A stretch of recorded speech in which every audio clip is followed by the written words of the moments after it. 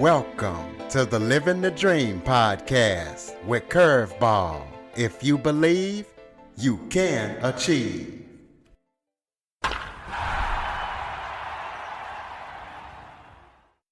Welcome to the Living the Dream with Curveball podcast, a show where I interview guests that teach, motivate, and inspire. Today's guest brings a powerful story about resilience, purpose, and redefining what it means to truly live. Glenn Sturm is a 17-year cancer survivor, four-time best-selling author, and decorated military officer with over 3 decades of service. So, Glenn, thank you for your service. And Glenn feels like it's not just about the titles, but it's about navigating uncertainty and, basically just figuring things out when life get tough, when life throws challenges at you. So we're going to be talking to Glenn about his story and everything that he's up to and going to be up to. So Glenn, thank you for joining me. Well, thank you for having me. I'm looking Why don't forward to talking with you.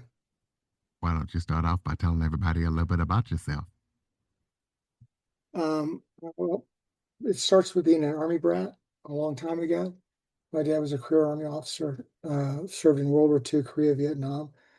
And as a result of staying in the Army after all that, I went to 12 schools growing up, 4 different high schools. And that kind of set you up on a different path. And I loved it. I college undergraduate, University of Florida, MBA from Pepperdine, and then University of Florida for law school. And that's the history to that point. I served in the Army active duty for 4 years, got out and loved it so much I stayed in the reserves for 33 more years, and then was in business after the Army initially, then went to law school and did pretty well. Practiced law for about 25 years, and then got a cancer diagnosis. And after the cancer diagnosis, I ended up having to quit practicing law. And so for the past 17 years, I've been doing photography and writing books and having surgeries. And so every day is a day to celebrate life. And the one thing about me that I started with is I won't let cancer define me. Yeah, and speaking of that, how did that moment when you got diagnosed with the incurable cancer change your outlook initially on life? Well, my daughter asked him how long I had. I wasn't there when she did that. She says, well, the best way to describe it was a great scene. I was back to Jackson, Wyoming to see my daughter, my ex-wife and my son. And I slipped on the tarmac getting off the plane and hit the asphalt, pavement. And I had torn my ACL. And I'm laying on the ground saying, woe's me, woe's me. And I remembered something my daughter told me. And that was, Dad, the ambulance is gone. And laying on the ground, I thought that, Dad, the ambulance is gone. And I said, it's time to get up. You can't change the cards you've been dealt, but you can change the future. And so that's what I've tried to do for the past 17 years, is tried to make the world a better place and tried to celebrate life every day. And there are all sorts of ways I try to do that. But if my daughter hadn't given me that phrase, Dad, the ambulance is gone, I don't know what I would have done, because it was just so prophetic of a thing to pop in your head when you're laying on the tarmac. It just changed my life, I think. And Well, a lot of go ahead, sir. go ahead. No, go ahead. I was going to say, one of the things I do is almost all my cancer treatments have been at the Smile Cancer treatment at Yale University in Connecticut. And I say I leave cancer in Connecticut. And so when I leave the treatments, I'm just another person trying to make the world a better place every day. Well, I know a lot of people talk about resilience, but you are forced to live it on a daily basis. So, what does resilience look like in practice to you? Well, I don't know. I mean, I, I've had 55 surgeries, so I've gotten very experienced at having surgery. Um, I, I don't. People ask me, how do you do it all the time? And I say I don't know how to answer that question because what are you supposed to do? I mean, I'm not going to sit in a parking lounger, with my feet up and watch TV. Um, we're all blessed with different skills, and God's blessed me with some amazing skills. And I would be letting my family down and me down and everybody I've worked with down if I didn't use those skills. So I don't dwell on cancer. But there's a great phrase that I love. We must all give up hope for a better yesterday. I can't change the diagnosis. I can, live my life properly. I work out 6 days a week. I, you know, spend time writing books. I do photography. Today I was putting the plans together for the next eclipse shoot in Spain. Um, and so I've always got something to do that will help me teach somebody else something or have me learn something. And every day I learn something is a good day. Um, are there days that are harder than others? Yeah, but none of them are that bad. Um, there's something that happened when I got cancer, and it was normal to me because I was a lawyer doing big deals, billion-dollar transactions. And when you have a transaction like that, you have a team of people, a team of experts. And so you got, tax lawyers, you've got environmental lawyers, you just got lawyers and lawyers to work on the transaction because you can't miss anything. And what happens is when you have that group together, you work to consensus building on everything. Well, I didn't realize that there's something called multidisciplinary cancer care teams, which is something that's been going on in Europe and Spain, excuse me, Europe and Australia. Spain's part of Europe, obviously, um, for over 30 years.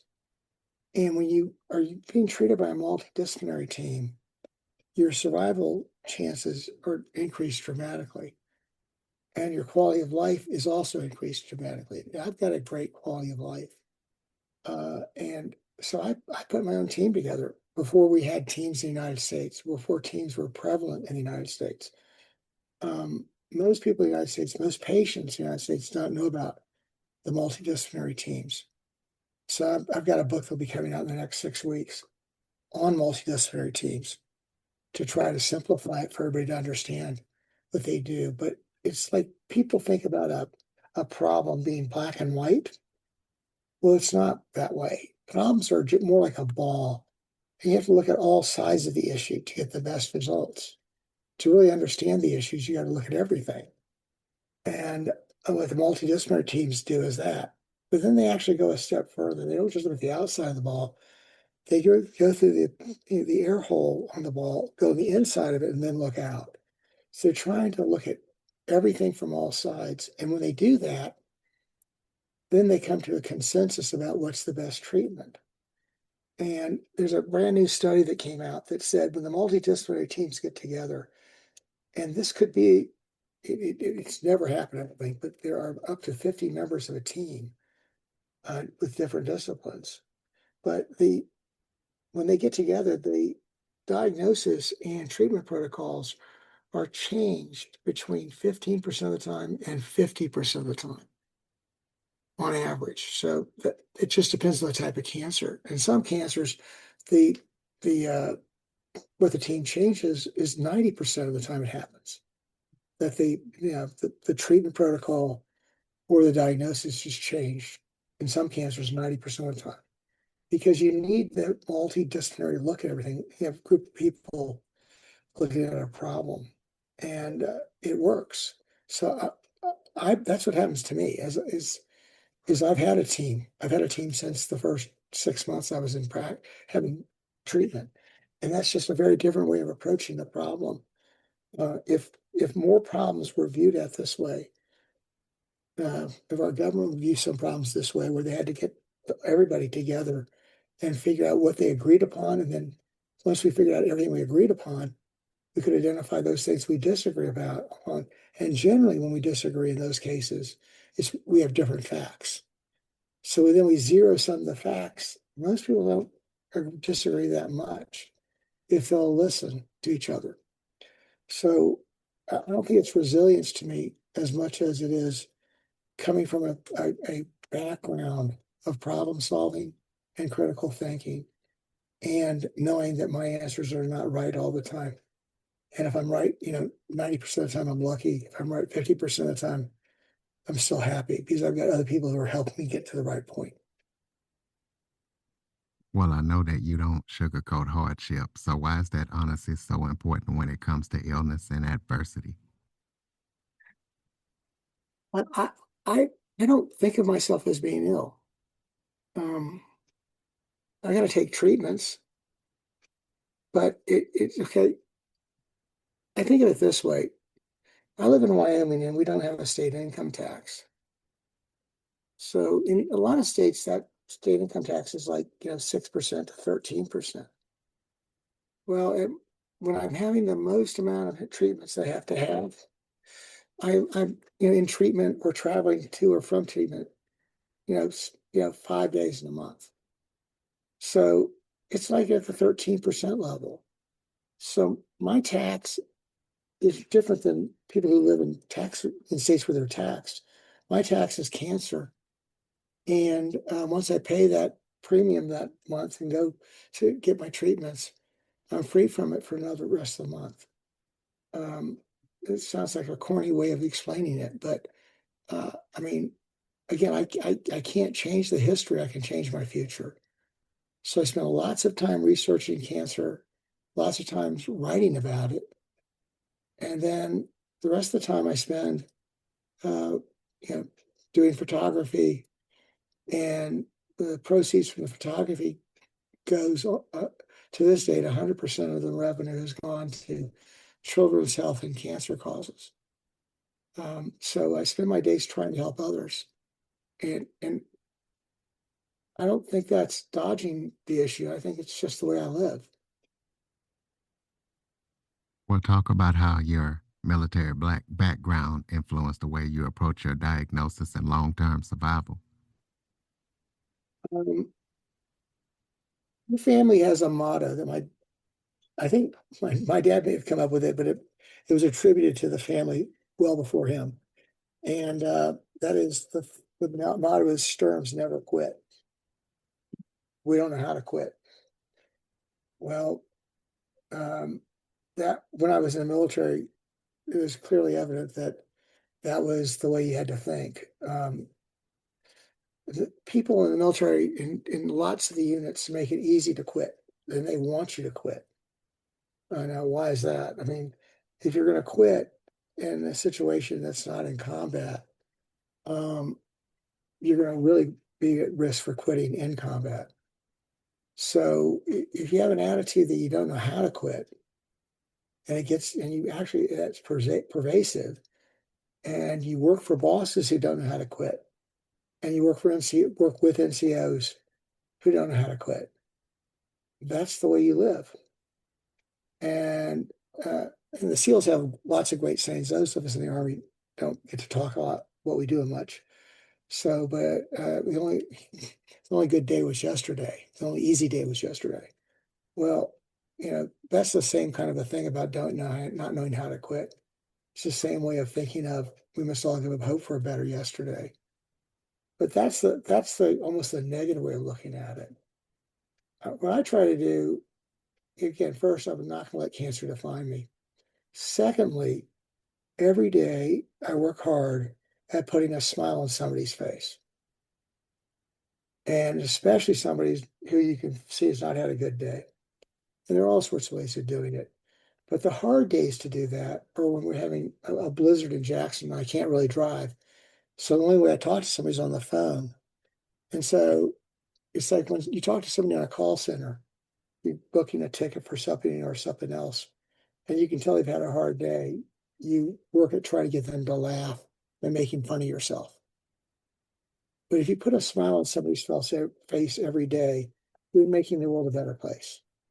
And that's what I try to focus on, is trying to make every day a better day for me and for others. And uh, again, I'm not going to let cancer define me. Now, cancer may kill me one day, but that's going to be something that's shocking to me that happens, because I think that as long as I keep my treatments going, I'll be okay. And chemo is not always fun, but it beats the alternative. And when I think about it, is that I don't have to work those extra, 5 days a month to pay state income tax, then I'm really happy about it. So I just don't worry about it and move on. Was there a specific moment where you realized you could still regain control of your life despite the uncertainty? Let's take a quick break. In Kansas, blind vending operators are vanishing without a trace. No bodies, no witnesses, only silence. Detective Michael Miguel thought he had seen everything, but this case pulls him into something far darker, a web of institutional corruption so deep it was never meant to be uncovered. When vulnerable blind people disappear and bureaucracies close ranks, one question remains: who will fight for justice? As Miguel digs deeper, he uncovers a conspiracy reaching the highest levels of power, a system that exploits the very people it was designed to protect. The truth is buried in paperwork, hidden behind closed doors, guarded by those who have everything to lose. Some conspiracies hide in plain sight. This one hides in the dark. Iron Cane Media presents The Blind Conspiracy, written by Mikhail Battles Sr., available now on Amazon.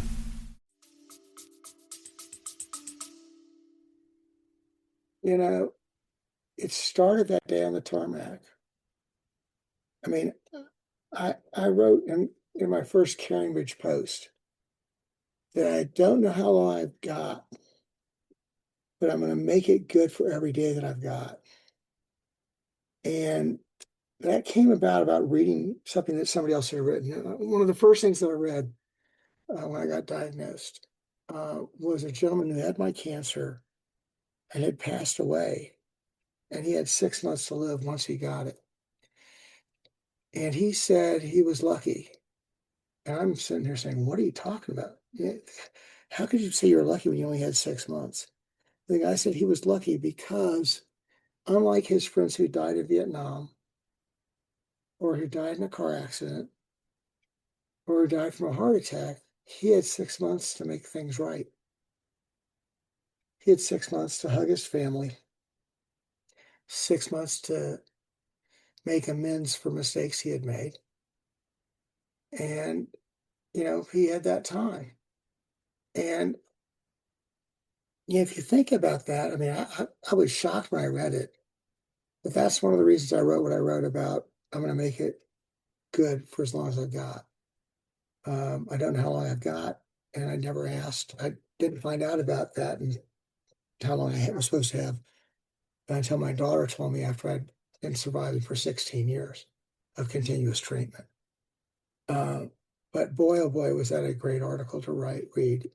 When anybody is in a bad situation, the question is, are you a victim or are you going to be the survivor? Or are you going to be the warrior? And you're going to take charge and accept responsibility and move forward. It's an easy thing to say. But again, you nailed it when you said, is the military part of the reason I address things that way? Yes, it is. My dad's part of the reason I address things the way that way. My mom too. My mom's was a breast cancer survivor for 40 years. And I never heard her say a negative thing about that. All she did was joke about it. and used humor to, you know, to, you know, tell people that, okay, one of the things she taught me was when people ask how you're doing when you've got cancer, that's just a greeting. It's not a question. So if you ever want to have somebody who asks you that question not be around anymore, tell them everything. If you want them to be around, just say, I'm fine. If that makes sense. I mean, people, people, most people don't really want to know how it is. And so you just say, I'm fine. If you tell them about what it's like to be connected to an IV for 6 hours and having to learn how to deal with nausea occasionally, they probably don't want to hear that. Uh, you know, one of the great things about nausea, though, is a nurse, and this something I should talk more about is the caregivers. A nurse at Smilo uh, came to me one day and said, Glenn, instead of taking those, those anti-nausea meds, why don't you try Queasy drops? And I said, what's that? And she said, they're ginger chews or liquid, like lifesavers. And lo and behold, they work. So ginger does a good thing about getting rid of nausea. And so it's another hill to climb because that's one less thing I had to deal with. Because I always carry those ginger lifesaver type candies in my backpack. And so you just find ways to solve problems. Um, and the thing for me is when I'm feeling the worst is when I do some of my best writing. So I don't want to get up and walk around. I can sit in a chair and sit and type. And then I have to go back and reread it because some of the times I type like that aren't very good. But again, you make fun of yourself and celebrate life. Uh, it's just amazing. So that the thing that my next book's about is what I've been so passionate about. I had actually almost finished my first novel, which is going to come out in May. And I became aware of this multidisciplinary cancer care teams and how much they've changed, the reduction of mortality rates, which is on average, mortality rates are down by 70%. That doesn't mean survival rates are up 70%, but it means that the risk of dying, if it's 14%, losing 70% of that's a big deal.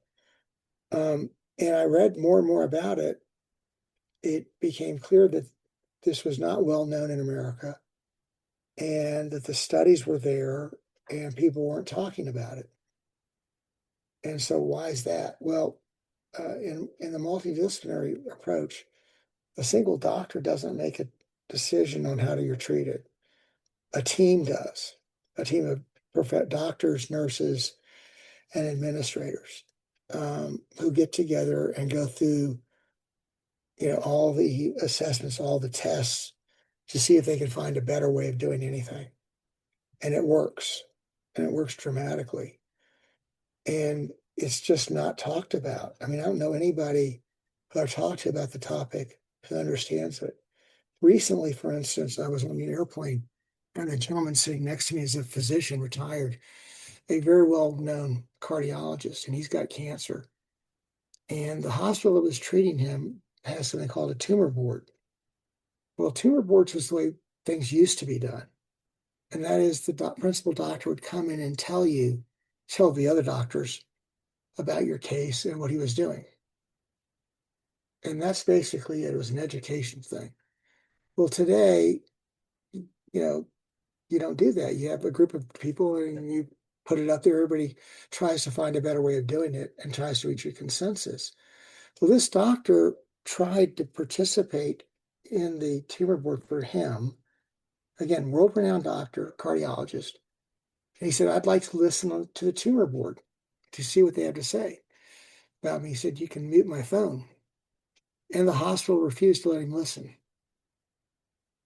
So, in a multidisciplinary approach, patients are encouraged to listen and participate in the conference. It's called patient-centered care instead of physician-centered care. And if you think about that, it's so important. I mean, how can you make a decision on whether what your doctor is doing is right if you don't know what the alternatives are? It requires more engagement by the patient and accepting more responsibility by the patient. Some people, that's not a good thing for. A lot of people, it is good. But even if it's a friend of yours sitting in on it, or your internist sitting in on it, having that other person there who's listening on your behalf is probably a really good idea. And when you look at the multidisciplinary approach versus the tumor board approach, where you have consensus building and you've got up to a 90% change in the diagnosis, sometimes it's as little as 15%, but 15% change is a big deal. It's something that has to happen, and it's the reason why I'm getting kind of on a soapbox to talk about it. It will completely change the results. The survival benefits are just amazing. There was a Williams and Thompson study that reviewed 56,187 patients. And it was clear in that report, which has been quoted like 700 times, that report, and other reports, that there is a material reduction in the risk of death for people who are going through the multidisciplinary route. And again, the cardiologist I was talking to on the plane hadn't heard of this and hadn't heard that the requirement that you invite the patient to participate. And so then I asked him, where was he going? He said he was going to a new hospital because he was upset with the old hospital that wouldn't let him even listen. And where's he going? He's going to Johns Hopkins. And Johns Hopkins prides itself on doing a multidisciplinary approach. The University of San Francisco Medical Center breast cancer group has been doing multidisciplinary for years, and their results are spectacular. So, part of what I'm doing today to maintain my passion is making sure people understand that this is available, that there's a different way of approaching cancer. And if you change the way you approach, the results are going to be better. Well, for someone who is currently facing a crisis, what is the first mental or emotional shift that they need to make? There are two. If it depends on whether you are in crisis or a family member is. When you're in crisis, my suggestion is research, read, find out everything you can find. Start by reading what other people in your condition have done. If you're the caregiver, it's harder. I can't understand how the caregivers do it, because generally nobody pays attention to them. And you're there to support the patient or the person in crisis, and you've got to take care of yourself. One of the things they teach you in the military as a leader is if you don't take care of yourself, you can't take care of your troops. And so as a caregiver, you've got to do that. You've got to look out for yourself in order to be the best caregiver you can be. Now, that doesn't work for everybody. My lifelong best friend's wife had early onset Alzheimer's, and he absolutely refused anyone's help to help him help his wife for the rest of her life. And he quit his job and took care of her the rest of his life, the rest of her life, and went on for 6 years. And he basically was almost like a hermit. It was not healthy for us who were watching it, but it was what he had to do. But he succeeded in getting it done, and Susie benefited extraordinarily because of it. But again, take care of yourself as a caregiver, as the patient, or as the person in the crisis. You've got to know what your options are. You've got to know who's at the best at trading the options. And it could be all sorts of things. It could be, you could have been in a car wreck and you can't really do much because of your injuries. still you have to make a decision. Are you going to take it on or not? And if you take it on, you're going to be better. You're going to feel more in control of the situation, and you're going to have a better quality of life when you do that. And all the studies show that no matter what kind of cancer you have, the higher your quality of life, the longer you live, no matter what cancer it is. So there are all sorts of ways of approaching that, but insisting that you have a high quality of life is the way to do it. And that applies to the caregiver too. If you take care of yourself and have a good quality of life, you can do a better job of taking care of your person you're helping. But the studies all show that the high quality of life is critical. In cancer, there are two real common problems that everybody has, and that's what's called cancer fatigue syndrome. You have no energy. And anybody who knows somebody around cancer knows that. Well, there are multiple ways of approaching that situation. And that's where the multidisciplinary team comes in so well. It turned out that I was diagnosed with narcolepsy, which means I was falling asleep in the middle of the day. And so, how do you address that? Well, I was given a medication for that. That medication had the ability to help me with the second thing, which is cancer, chemo brain, or CRCI. And that medicine helped me focus and help make my cognitive ability maintain. And that's been borne out by all sorts of tests. But the quality of my life is wonderful. The fact that I work out is what everybody tells you to do, and very few people do. But you've got to make a decision that you want to live, and you're going to solve the problems. And by making that decision and going forward, it's how you address the problems. I mean, if you cannot be passive. And if you've got a problem, there's somebody in almost every cancer center in the country, even the small ones, that's called a nurse navigator or a guide. And their job is really to address your side effect problems and improve the quality of your life. And those people are just saints. They just, get you in to see the right people. If you need spiritual help, they can arrange that. If you need other types of palliative care, just assistance in how you deal with the problems, they're the ones to help you with it. And they're also there to help the caregivers. But almost every hospital, no matter how small they are, have those navigators. And they're very busy people, but you have to insist that you get the help that you need. That the hospital is being paid for that. That's part of their overhead, and the insurance companies or Medicare or Medicaid is paying that. So you're entitled to getting it, and you have to ask for it and demand receiving it. Thinking about your legacy, what impact do you hope your story leaves on others?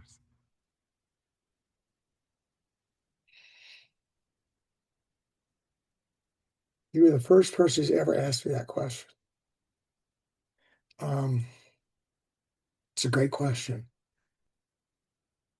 I hope that I teach people that you don't have to quit, that life is worth living, that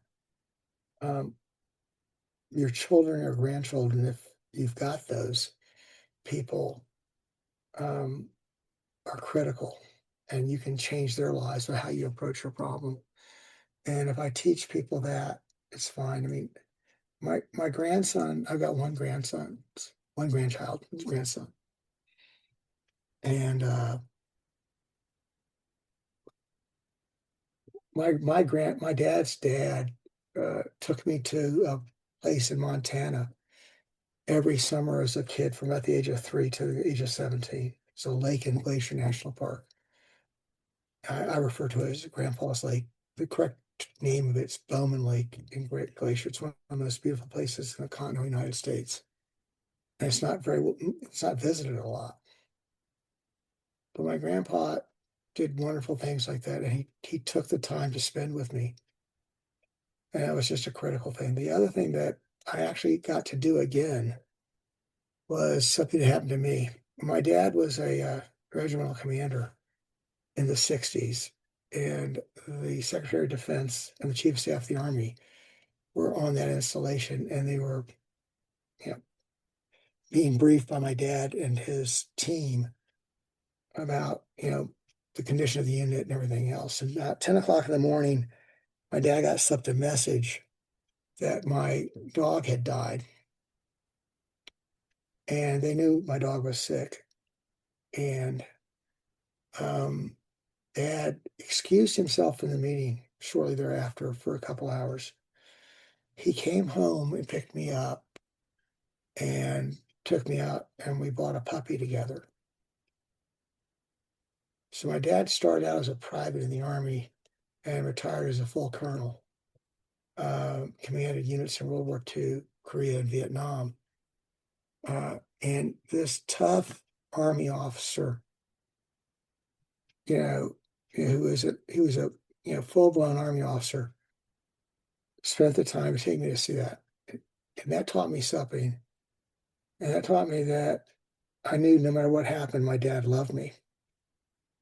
Well, about 7, 8 months ago, my grandson had a dog he's 6 now. The dog was probably 12 years old when he was born, or 11. And that dog died. And my daughter called me up and told me about it. And I said, Beth, go buy him a puppy today. And my daughter said, nah, Dad, we're going to wait. I said, Beth, I'll find you a replacement dog at a kennel, rescue. And I found it all just the same breed and everything else. It looked great, needed to be rescued. So I called her back up and I said, Beth, I found this dog and it looks perfect. And she said, Dad, we're not, we don't want to do that right away. I said, okay, let me explain something to you. And I told her the story about what my dad did for me. And she had never heard the story because I hadn't told her. It never come up. And lo and behold, what did my daughter do? She ended up going out and they bought a new puppy, wasn't ready to be taken home yet. But they got her son a puppy that day. And Sam will remember that forever. And that's the kind of legacy that I hope I make. I hope I create memories for my children, my grandson, and others on how to approach problems and how to solve problems. And, I hope when I'm gone, my kids aren't going to inherit much because it's all going into a trust to help other children. I went to college on a scholarship by the Army, and I want to help other kids get the benefits that I had about education and not being in debt at the end of the when they got their degrees. So that's what we're going to do with my money after I'm gone. And so that's part of my legacy, I guess, trying to set the tone for others that they can achieve their goals and that only you can stop you. So, that's easy to say. It's a hard thing to do when you don't see an approach to it. So it's a large part of what we're going to do is when I'm gone is hopefully teach kids on how to approach those kind of problems, how to solve them, and have the resources there to help them solve them. Well, tell us about any upcoming projects besides that book you got coming out here pretty soon that you're working on that listeners need to know about. Well, the next eclipse is August 12th, and it's a sunset eclipse. And, I write books about eclipses, but if you ever get a chance to see an eclipse, it's a life-changing event. It's not just an eclipse day, and everybody focuses on that. But the night after an eclipse is a new moon, and the stars just jump out of the sky. They absolutely jump out of the sky, and it's just a wonderful thing to see. Um, for that eclipse, I'm taking 4 other people with me, in addition to my team, to teach them how to shoot pictures of eclipses. It's a large part of what I do is trying to teach others. So in my books about eclipses, there's a section about how to shoot an eclipse, how to plan for an eclipse, and then all the settings for the cameras. And now I'm going to start doing it in person. And hopefully, a couple of the people that are going to be there are just out of high school, one's just out of college. And so hopefully, I'm creating some more eclipse chasers who can teach other people how to do it. So my next book that comes out is on the multidisciplinary cancer care teams. And that will be out in the first 2 weeks of May. I was hoping to be out this month, but I don't know if we're going to get there yet. And then the other book I'm coming out will come out hopefully on Memorial Day, which is the Murphy Green Secession. And that book concerns it's a novel. It's book one of a 6-book series. And the 2 characters, was a Jewish family from New York kid who's married at 18 and goes into the military. And he meets a kid who's from Wyoming and Idaho and a rancher, and they become best friends.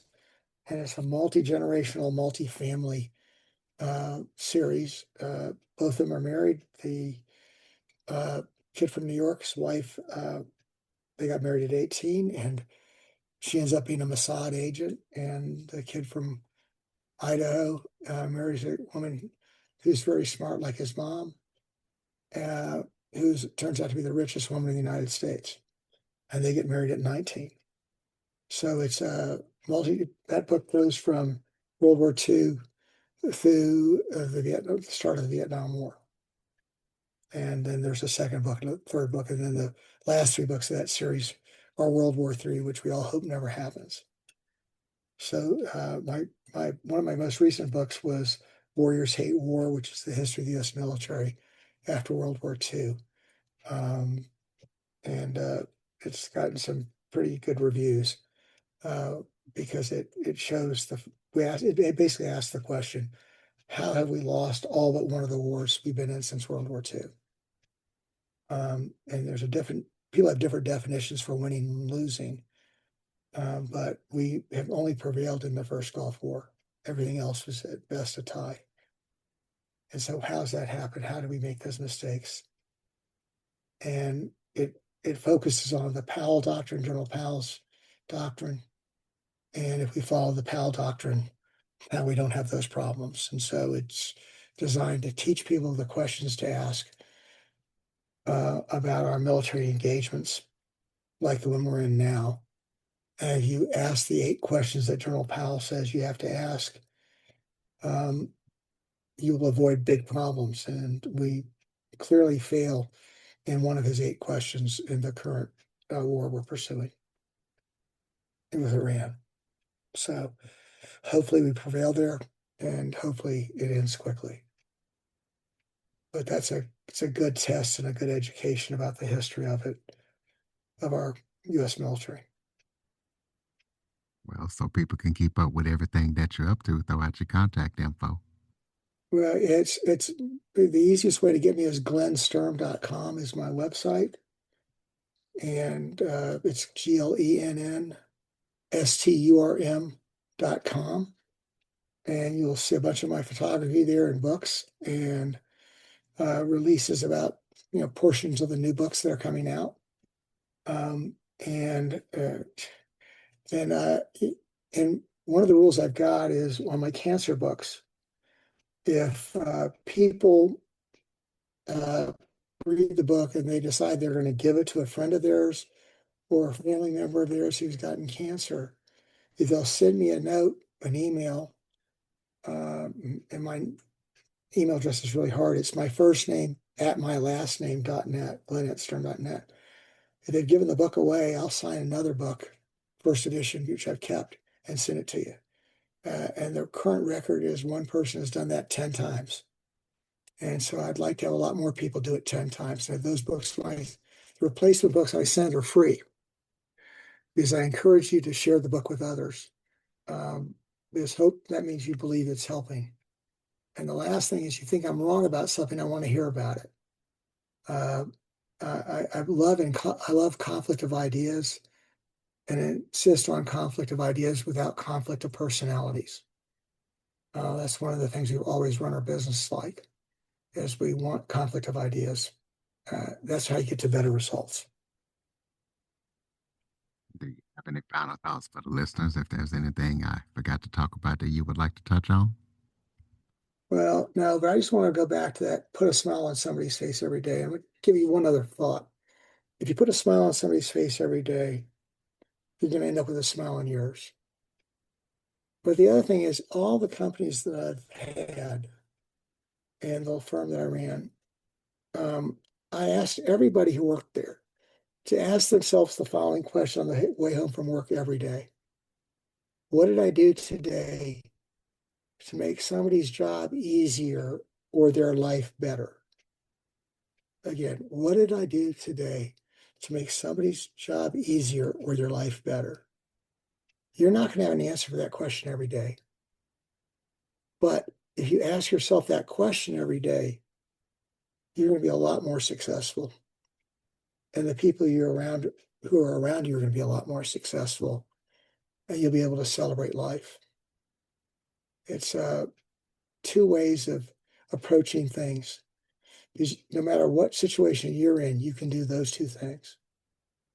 And you can have fun with it, and you can make the people around you enjoy life more. All right, ladies and gentlemen, GlennSturm.com. Please be sure to check out everything that he's up to and pick up that book. If all of his books, and if you know of anybody that's going through a crisis or cancer or anything like that, please be sure to follow, rate, review, share this episode to as many people as possible. Definitely share the information about the multidisciplinary teams because I've never heard of it. And like he said, it's not well known in America, and I'm sure that there's a lot of people out there that have not heard of it. So if for nothing else, to get that out to people, please share this episode and also share www.curveball337.com to everybody you know to keep up with all things living the dream. Thank you for listening and supporting the show. And Glenn, once again, thank you for your service and thank you for all that you're doing to try to put a smile on somebody's face and make the world a better place. And thank you for joining me. And thank you for having me, and thank you for what you're doing. What you're doing is very important. I appreciate it. For more information on the Living the Dream with Curveball podcast, visit www.curveball337.com. Until next time, keep living the dream.